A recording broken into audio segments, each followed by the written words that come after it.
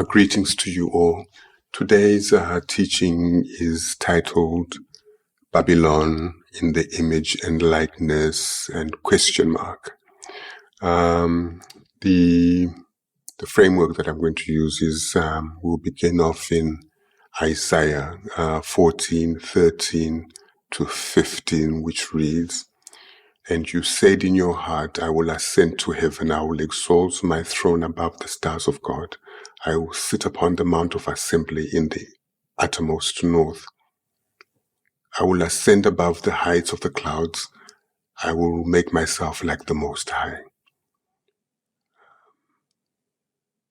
Then God responds and says, "Yet you shall be brought down to Hades, to the innermost recesses of the pit." And this is from the Amplified translation. And then we continue with Psalm 2 verses 1 to 4, and it reads, "Why are the nations so angry? Why do they waste their time with futile plans? The kings of the earth prepare for battle. The rulers plot together against the Lord and against his anointed one. Let us break their chains," they cry, "and free ourselves from slavery to God. But the ones who rule in heaven laughs. But the one who rules in heaven laughs. The Lord scoffs at them." I think we could also read Psalm 1 actually, which talks about associating with unbelievers. Now, most of our teaching comes out of the book of Revelation. And just to give you a framework here, we will go to Revelation chapter 18. I'll read parts of it. I think it's verse 4. It reads, chapter 2, "Ruined, ruined is the great city of Babylon. She has become a throne.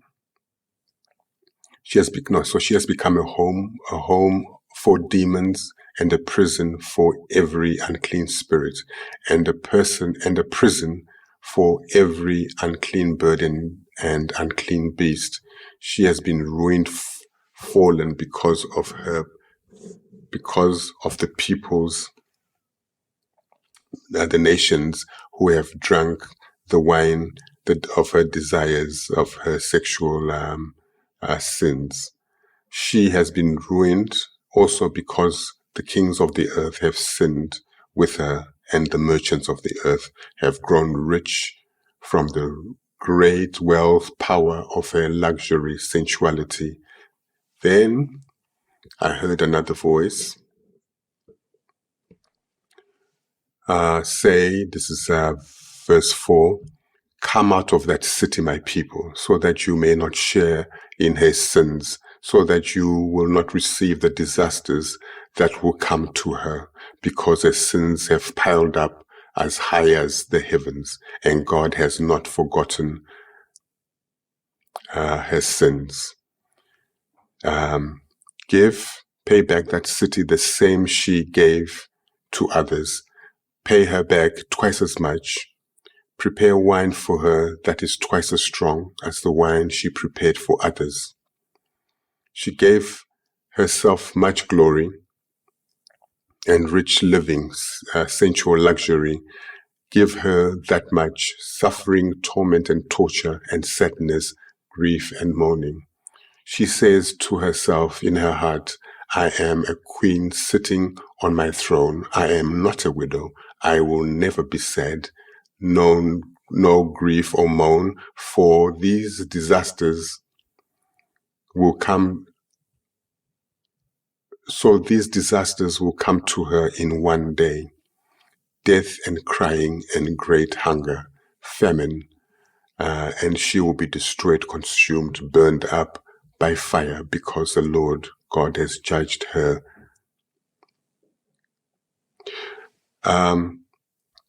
Talking about the fall of Babylon, the first Babylon actually was a fortified, huge city. It was impregnable, but it actually fell quite unexpectedly. Quite unexpectedly. And there was not a single major battle fought for her capture or war that was fought over her, but she just fell. Actually, it happened in a very interesting way. The enemy just walked in, the Persians, they just walked in and they took over quite unexpectedly. So we can expect that this Babylon, the times that we're living in now, the Babylon that is under discussion, is actually going to fall in a like manner. I don't think there'll be not even a single intercontinental ballistic missile fired, no war that will actually be fought or battle, but it will fall. But anyway, we'll see. That is actually history tends to repeat itself. That's what's going to happen. Babylon is just going to fall quite unexpectedly and suddenly, and there will be no war fought to take it over. So anyway, the angel is saying, "Come out of Babylon." That's the cry, the end-time message. Come out of Babylon now, physically and but certainly spiritually. And then when Babylon is destroyed, the kings of the earth will look upon it and they'll be saying, "Terrible, how terrible for you.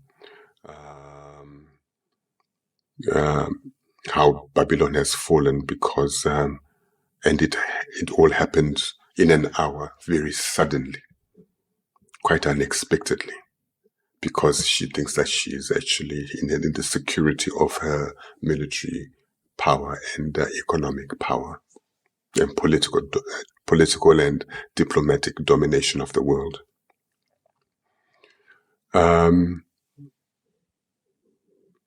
So that's what's going to happen to Babylon. So Babylon here, it says, Babylon actually is not so much a place, but it is also a place. It's also a town, it's a country. But it's what it actually represents. It represents everything that is against God. This is the citadel of Satan. His values are what dominate this, the times Laodicea. He's just anti-God, anti-Christ. Anything God says, he says the opposite. If God says something is flat, you'll say that it's round. If God says something is bitter, you'll say it's sweet. He will always do the opposite because he wants to undermine God. And as we saw earlier in Isaiah, that he wants to be God. He wants to be worshipped. He does want to be worshipped. He really wants to be worshipped. So he's also going to raise up people in earth to do his bidding here on earth. And now, how this is going to come about is, I think we see in Daniel, the book of Daniel, how I think King Nebuchadnezzar, when he had that dream of the image with gold, silver, bronze, iron, and then I think he quite didn't like it, so he decided to create his own image. He didn't quite like the idea that his kingdom was going to come to an end, so he created his own image of an endless kingdom. Anyway, so he created this image, a big, huge statue in a valley somewhere there. And then he invited all the counselors, administrators from the known world, so which you would just say the whole world at the time, the known world of 220 provinces. So he invited all the satraps, the administrators, judges, magistrates, and all the officials of the provinces to come to the dedication of the image which King Nebuchadnezzar had set up. And so they were there to worship this image. So to a symphony, people were told that at the sound of the symphony with the orchestra, that they should all fall down and worship the gold image that King Nebuchadnezzar had set up. So now here we are seeing, and so everybody, a herd mentality, everybody fell down and worshipped the image on the threat of death by burning if you refuse to. Anyway, so here we are talking about now the establishment of a world religion, which is Antichrist, that we start paying homage to images, things that don't talk or speak, don't walk, don't think, are not gods. And the threat now is that if you don't worship this thing, then we will kill you by burning you in the furnace. So that was the threat. So people actually, everybody worshipped except for Shadrach, Meshach, and Abednego. And when they were told, when this was reported to the king that they'd refused to do this,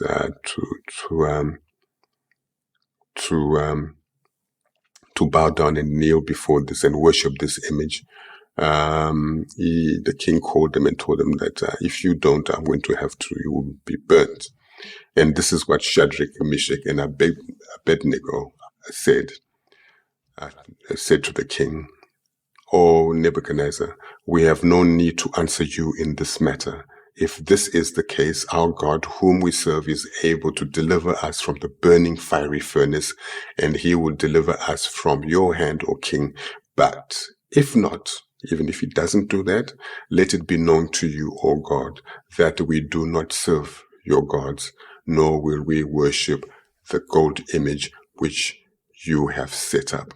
So now here we are talking about a world religion, a world order that was which Nebuchadnezzar or his officials were trying to create, and they had, except for the Hebrews who rejected, and they stood up and they tried to martyr them, but God came through. They threw them in the furnace. Nothing happened, and they did the same thing to Daniel they did the same thing to Daniel. Then they threw him in the den of lions, and I think they didn't eat him. So the Jews have always been at God's people will always be persecuted. He says as much. You'll be hated for my name's sake, and they will kill you in my name. They will kill you because you stand up for God, and this system is Antichrist. That's what it is.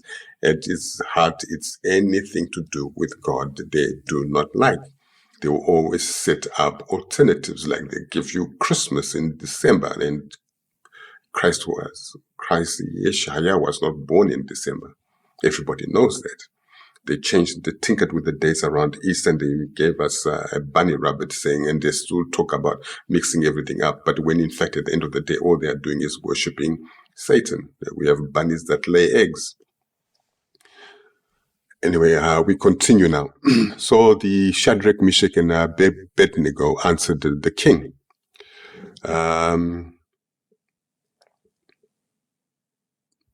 So they created, so they refused to worship the statue. In Esther as well, we saw how Haman saw that Mordecai did not bow to pay him homage, and that made him very angry. And then he set in his heart. He set in his heart. He developed a resentful heart and a bitter, angry heart. And he sought to destroy all the Jews who were throughout the whole kingdom of that kingdom. Yeah, this is Babylon, isn't it? Yeah.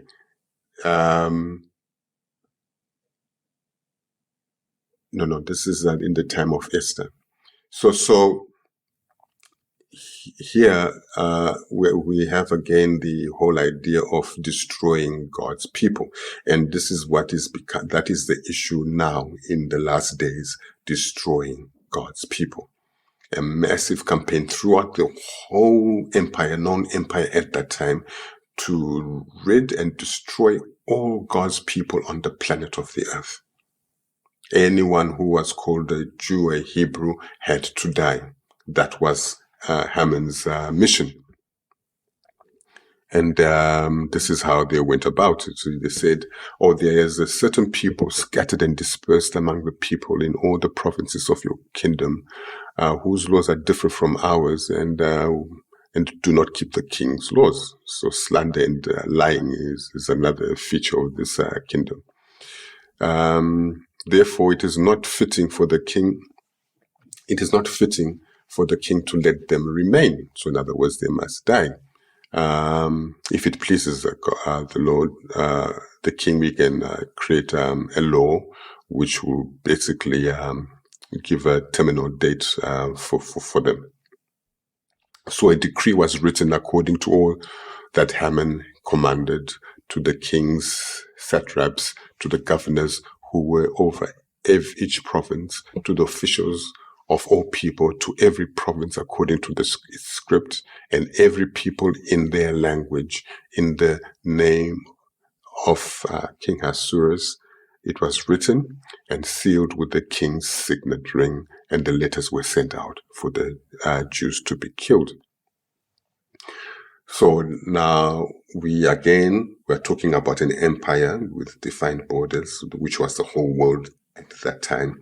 And now we have a whole world, which is the whole earth as we know it. I mean, all the continents, all 5 of them, becomes one world. And then they are going to do the same thing, that there'll come a time when people who do not worship Christ, who worship God, will be killed. As simple as that. And it'll come and start. I mean, the persecution of the church has already started, if people haven't noticed it. Right now, it's just it's hidden behind the mask and the pandemic. But basically, the things have started. The persecution of Christians has already started. I'm not forgetting that there are other countries where it's more blatant, in the Middle and Far East, where Christians are killed routinely and openly. But anyway, these are the times that we are now entering. In Esther 4:14, it reads, "For if you remain completely silent," this is Mordecai speaking to Esther, "relief and deliverance will arise for the Jews from another place. But you and your father's house will perish." But the part that I want to paraphrase is where it says, "Yet who knows whether you have come to the kingdom for such a time as this." And I would like to suggest a redrafting, not as a replacement, but to capture the notion here that we are now in the end times. These are the Esther times, the time of decision, where the Christians are going to be killed en masse. They're going to be persecuted. And I would read it as this: yet you now know, you have come to the world, which is now the one world order, for such a time as this, for the persecution of God's people. In Revelations 13, verses 16 to 18, it reads, "He causes all, both small and great," this is the beast, "rich and poor, free and slave, to receive the mark on their right hand or on their foreheads, and that no one may buy or sell except one who has the mark or the name of the beast or the number of his name." And I suggest 666. The other people will say it's not quite 666, but anyway, there will be a number associated with with the beast. And unless you bear one of these marks, you will not be able to buy and sell. In other words, that you are outside the system and you will perish. But I think even before that, we are coming to a time when they will ask you openly to either renounce or denounce your faith in Christ, quite openly. This is basically just a law that will make it easier for them, because further on we read that anyone who takes this mark is dead. You may gain your life, but you have lost your life. You may keep your life, but you've actually lost it. But this is how it's going to go. People will be told, do you worship God? Worship Christ? Who's your God? And then if you give them what they think is a wrong answer, then they will just terminate you.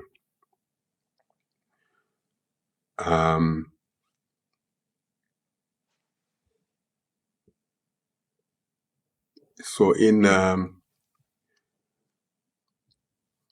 in Mark 24:18, I will just skip a few verses and go to this part which I want to highlight. It says, 20 onwards says, and pray that your flight may not be in the winter or on the Sabbath. So there'll be turmoil in this persecution. Some people will be running away and hiding. I mean, God tells you sometimes to hide, sometimes to flee, to change cities. And anyway, it says, for then there will be a great tribulation, such as has not been since the beginning of the world until this time. No, ever shall be. And unless those days were shortened, no flesh would be saved. But for the elect's sake, those days will be shortened. So there are people who are praying for this period to be shortened, and God is going to answer that prayer. It's not going to go on to the full extent. He's going to cut it short. Now, in Daniel 11:30 and 35, it says, in 31, and forces shall be mustered by him, and they shall defile the sanctuary fortress. Then they shall take away the daily sacrifices and place there an abomination of desolation. But now, this is the part, which is 32. But the people who know their God shall be strong and carry out great exploits. You are talking about the martyrs now. The people are going to be martyred. And those are the people who understand shall instruct many. They shall teach many and strengthen many people to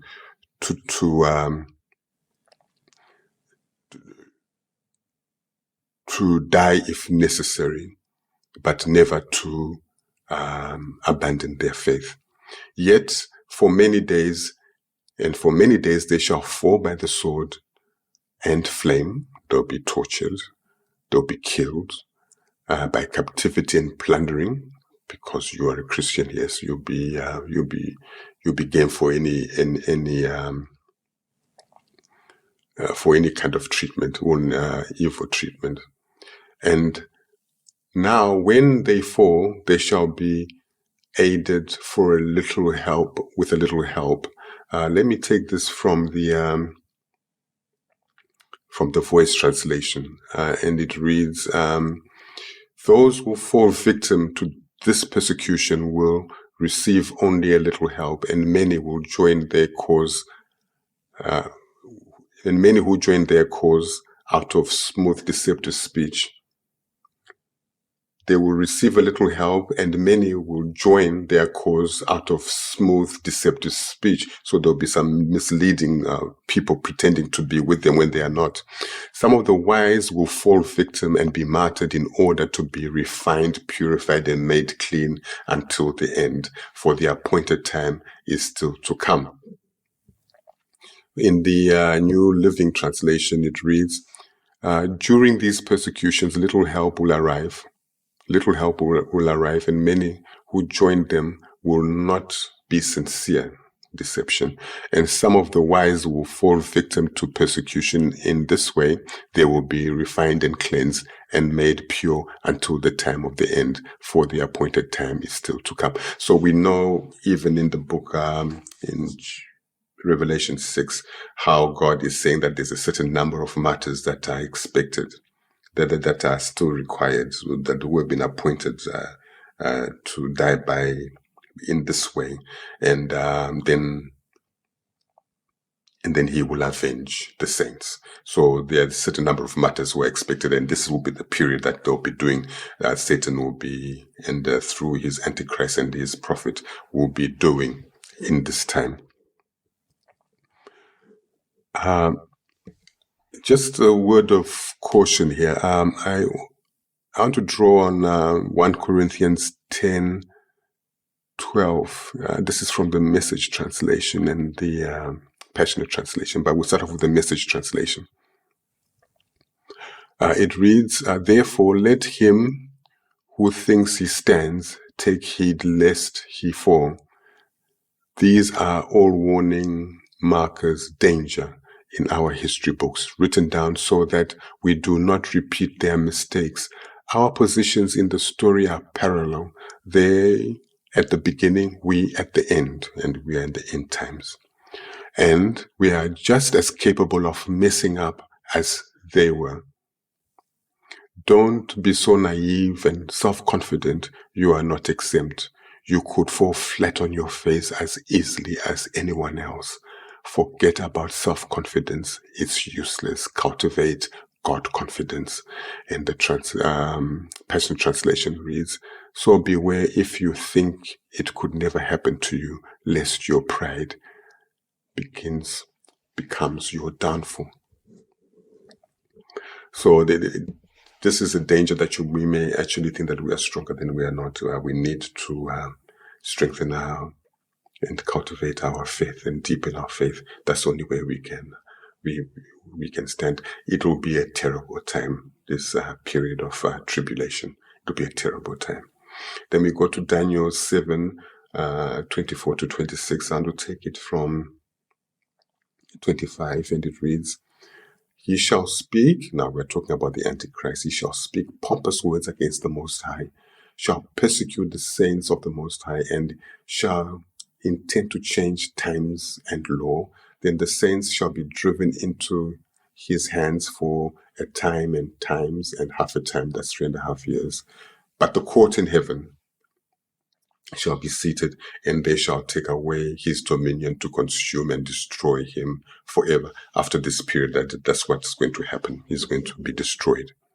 Now, I thought we would have an idea of the Antichrist, his makeup. In Daniel 11:36-39, it says,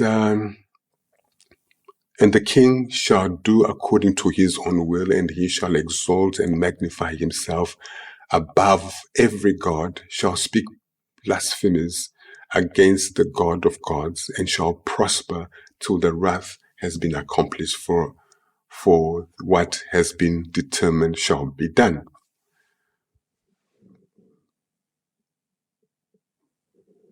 And from the Voice translation, that verse reads, "He will elevate himself and make the audacious claim that he is greater than all the gods. He shall say horrendous things about the one who truly is God of gods. He will be successful in his exploits, but not forever, for the time of the wrath must be fulfilled, and what is decreed must be accomplished."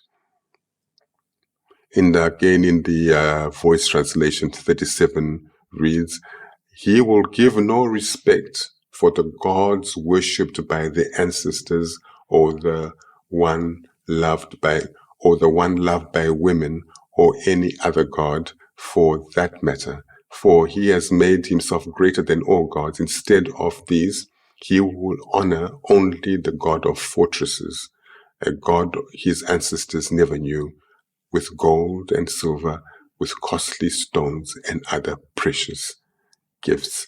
The new King James translation for that reads, 37 reads, He shall regard neither the God of his fathers, nor the desire of women, nor regard any God, for he shall exalt himself above them all.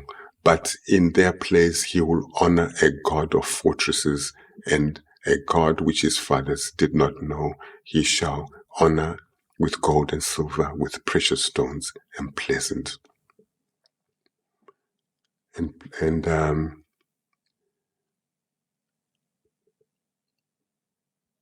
pleasant things.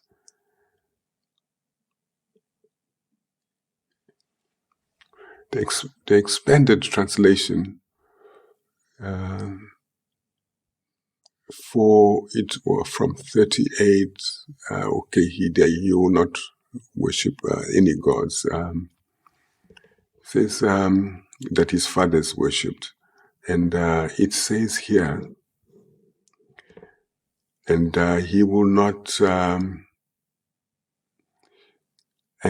worship gods desired, coveted by women. So I think they translate that to mean that he will have no regard for women anyway.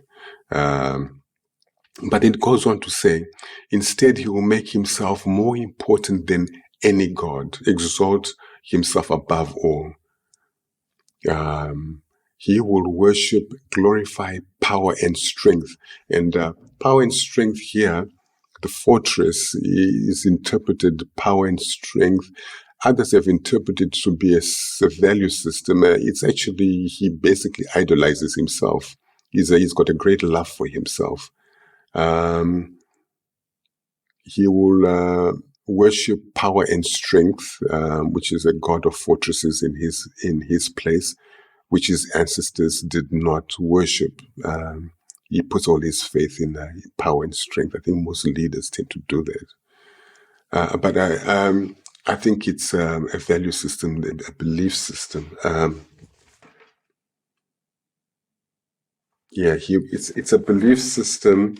You safeguard certain ideas and values and promote them. And anyone who does not agree with him, he will deal with. And then he will honor, glorify the God of power, and with gold and silver, expensive jewels, and gifts. So I think he'll be working through people. Obviously, he needs people, doesn't he? Because actually the last verse reads, the king, with the help of foreign gods, he will give much honor, wealth to the people who join him and support him, making them rulers in charge of many other people. And and then make them pay for the land they rule. So the picture we have here is we are talking about the picture of Lucifer, someone who believes in himself. I think it says here that he will have no regard for God or any gods. He is actually putting himself right up there. It's almost like there is in Lucifer's camp, there's actually a rebellion taking place, because he exalts himself very highly. So that is the picture of the beast.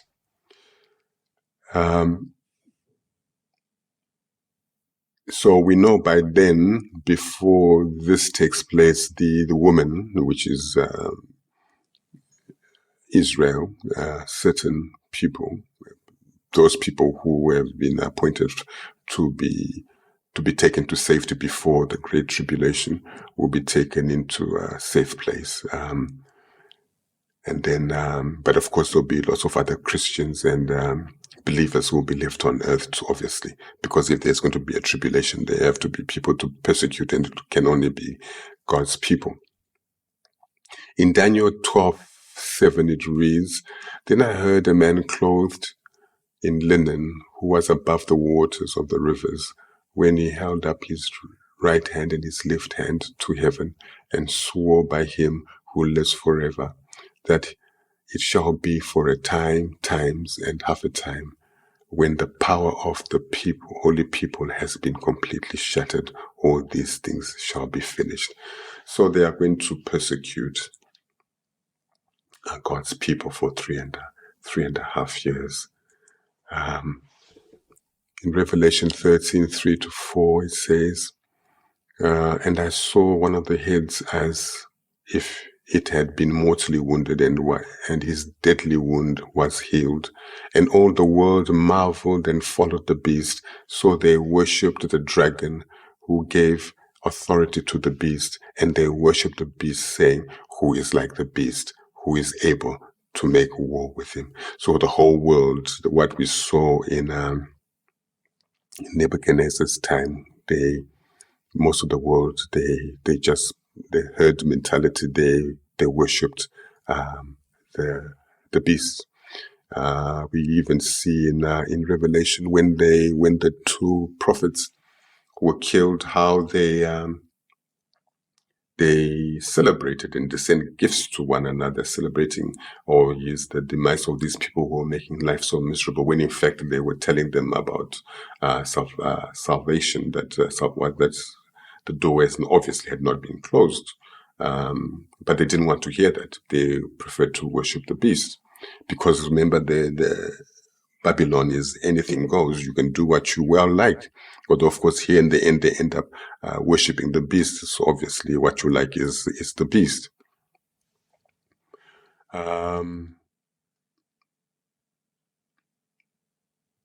So we know from Revelation 16 and 13, it reads, and I saw 3 unclean spirits like frogs coming out of the mouth of the dragon, out of the mouth of the beast, and out of the mouth of the false prophet. So obviously these are just the lying spirits, deception. They were misleading everybody, and everybody was just taken in.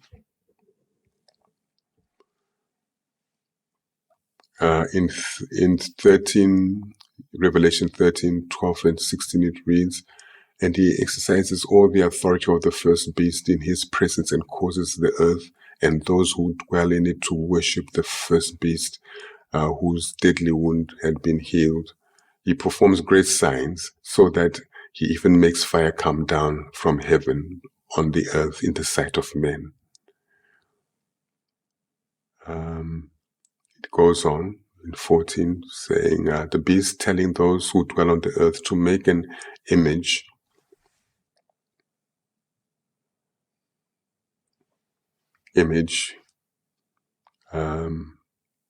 of the beast, who was wounded by the sword and lived. And he was granted power to give breath to the image of the beast, that the image of the beast should both speak and cause as many as would not worship the image of the beast to be killed. He causes all, both small and great, rich and poor, free and slave, to receive the mark on their right hand or on their foreheads, or to have these numbers on them. So here there's going to be an image. I think it's going to be a modern day, probably. Well, obviously it could be statues, or they could be just projected images, not necessarily on a screen, or maybe on a screen that also talks.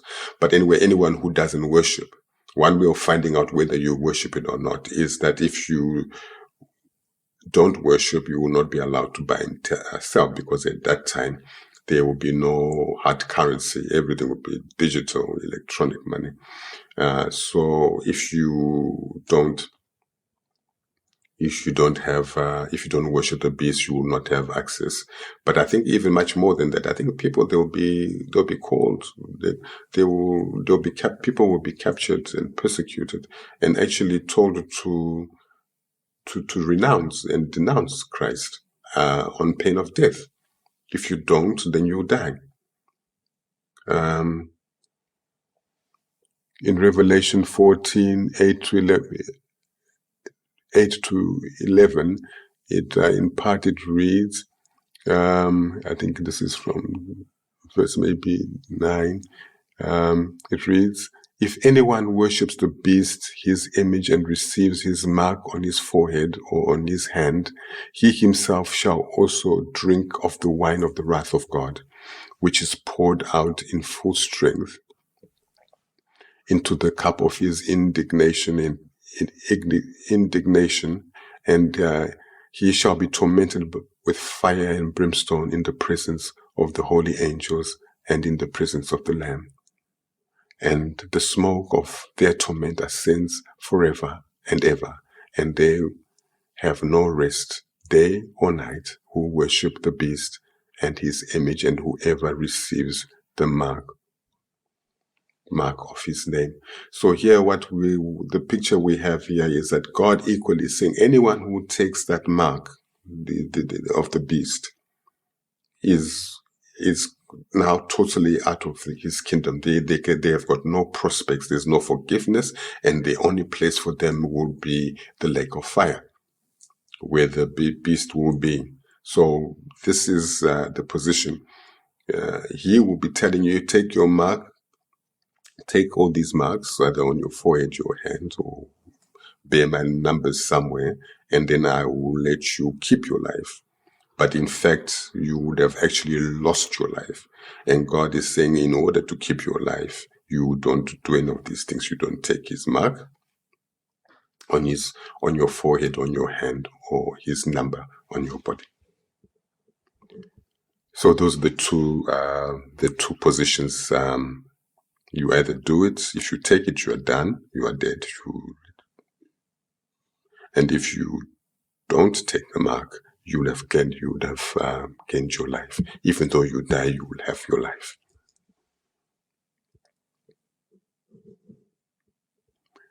Then in Daniel 12, 1-4, it reads, this is the end time prophecy says, at that time, Michael, this is from the Voice translation, at that time, Michael, the great heavenly prince, the great defender and guardian of your people will arise. Then the world will enter a time of distress, which we've just talked about, unlike any in history, an hour of anguish greater than any nation has ever known. But during the hour of anguish here, I suggest it will be a period of this tribulation is going to be from its beginning to the end. And it's already started. I don't know when God starts counting, but it shouldn't be more than 10 years. Although its worst will be over a 3.5 year period when it actually reaches its peak. But during this time, your people whose names have been written on the scroll will be liberated. Those are the martyrs.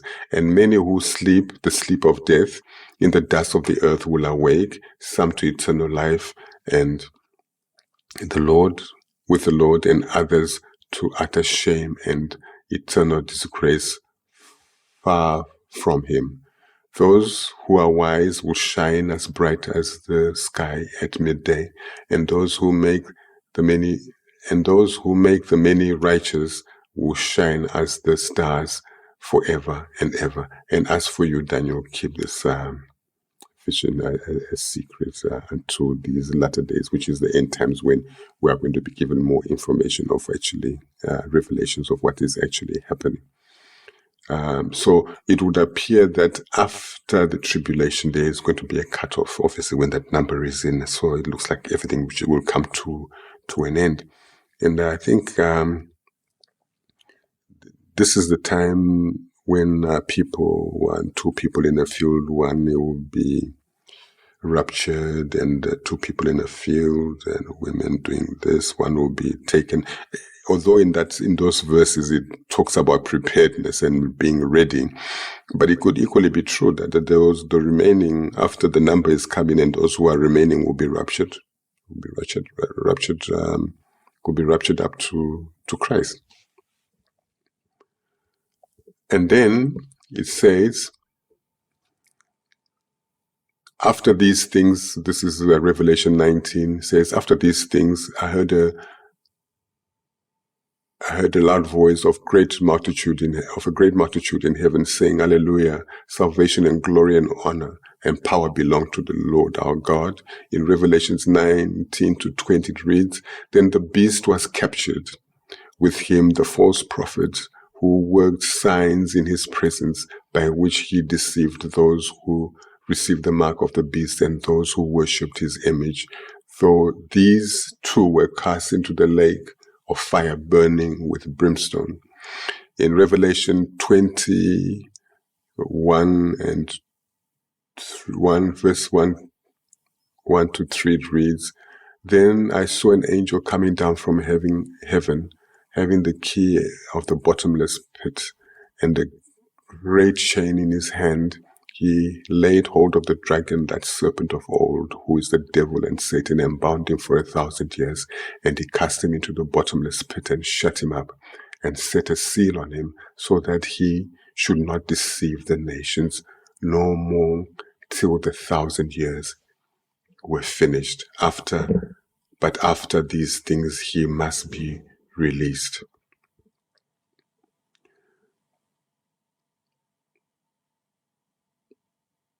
And in Revelation 24 and 6, it continues to say, then John saw thrones and they sat on them, and judgment was committed to them. Then they saw the souls of those who had been beheaded for their witness of Jesus and for the word of God, who had not worshipped the beast or his image, and had not received his mark on their foreheads or on their hands. And they lived and reigned with Christ for 1,000 years. But the rest of the dead did not live until the 1,000 years was finished. This is the first resurrection. Blessed and holy is he who has part in the first resurrection. Over such the second death has no power, but they shall be priests of God and of Christ, and shall reign with him 1,000 years. It continues. Now, when the 1,000 years is expired, this is when the people have been taught. I mean, life will continue as we know it, more or less. People will be having babies and children, etc., and they'll be taught the word of God without any disturbance from Satan. But anyway, after the 1,000 years is expired, we know that Satan will be released from his prison and will go out to deceive the nations which are in the four corners of the earth, Gog and Magog. Now we know Gog and Magog are the descendants of Japheth, and we also know they are instrumental in these times, being fully antichrist. And we also know that they also got some brothers. Those descendants have got children. Yeah, the descendants of Japheth, they are also the ones who are presently trampling Jerusalem. They are controlling things there because the time of the Gentiles is still ongoing, and the time of the Gentiles is only going to come after. It's going to come to an end after the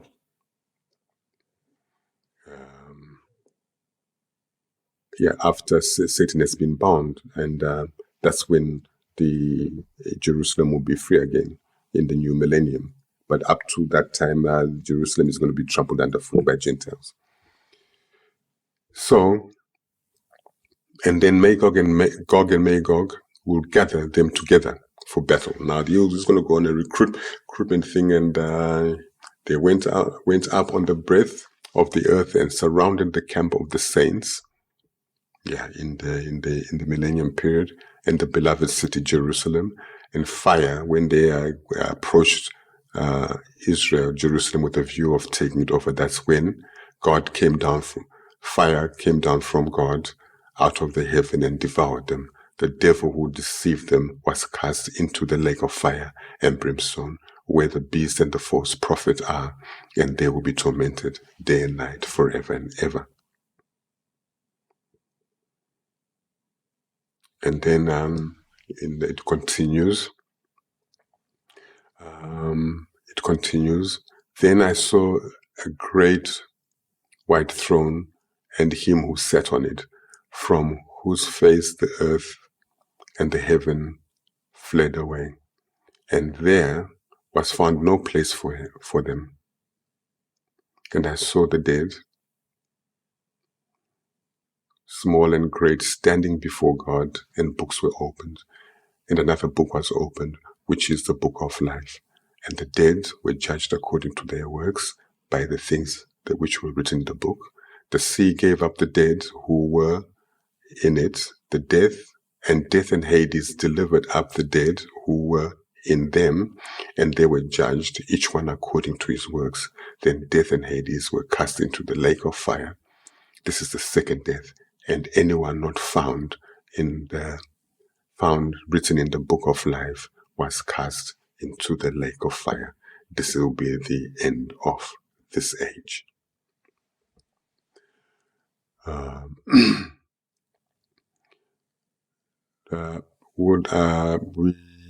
I want us to consider Matthew 7 and chapter 7, verses 13 to 14. The narrow way it reads. It says, "Enter by the narrow gate, for wide is the gate and broad is the way that leads to destruction. And there are many who go in by it, because narrow is the gate and difficult is the way which leads to life. And there are few who find it." That's a reality. It's not an easy journey. It's not a walk in the park. But if you are to gain your life, there's a way. This is the way we should live our lives. The Babylon is got.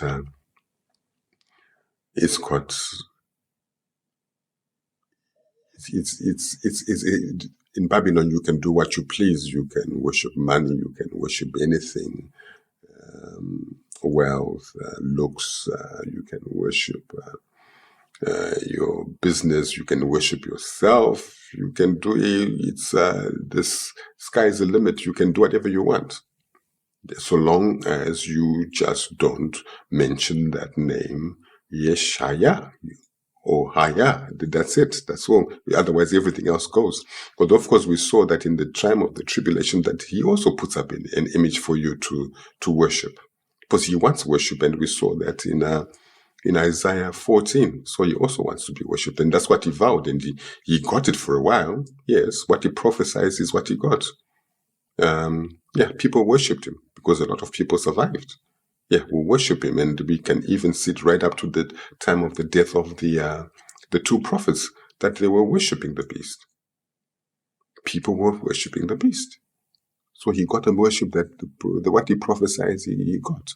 So this world says all roads lead to Rome. So that's what this world system says. There are many ways of getting to Rome. So you are free to do as you please. But that is not so. We know that the road to heaven is a narrow one, is through the narrow gate.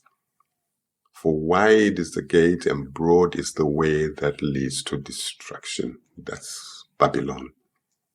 And there are many who go in by it because it's an easy road and it requires nothing. You just do what you please, and Satan is quite happy. Because narrow is the gate and difficult is the way that leads to life, and there are few who find it. Our word of introspection and meditation comes from Revelation 10 verses 9 from the Expanded Translation, and it reads, "So I went to the angel and told him to give me the small scroll, and he said to me, take the scroll and eat it, symbolizing the internalizing of the word.